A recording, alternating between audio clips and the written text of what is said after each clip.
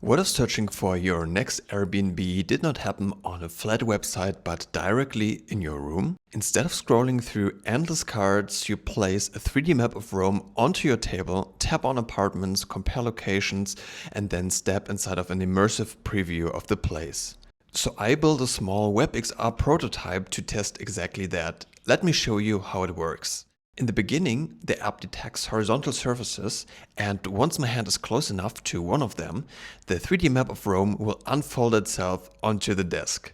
And just seeing this excites me. The city is no longer just a flat map, but you kind of feel like playing a game or having a bird's eye view. But that's not all. When I select a marker, the spatial preview card opens up next to the map, and opening that up, you can jump straight into an immersive preview of the apartment. So instead of only looking at photos, the user can enter a captured 3D preview, look around and get a feeling for what it would be like living inside of that Airbnb. Personally, I would love to have that feature inside of apartment or hotel booking sites right now already. This is still a prototype, so the splats are not perfect and it's not a full virtual room tour system. But even in the simple version, it gives you a much better feeling for your space, atmosphere and mood than a normal image carousel.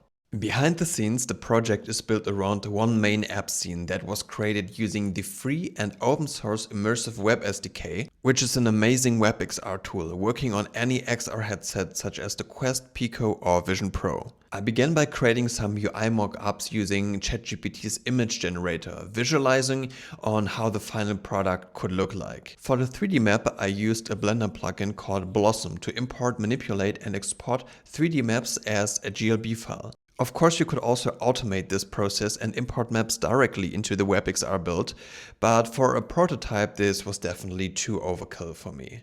Interactions like scrolling over the map or selecting the markers I created using the Immersive Web SDK's built-in components like ray or poke interactables, which makes creating WebXR experiences quite easy, to be honest.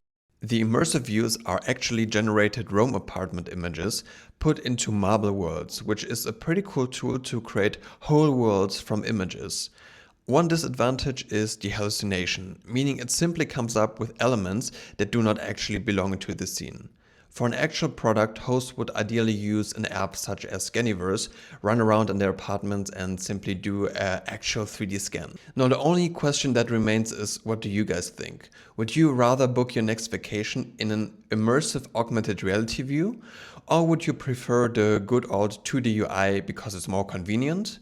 I personally know what I would definitely prefer, but let's discuss in the comments below, and as always, thanks a lot for watching and see you next time.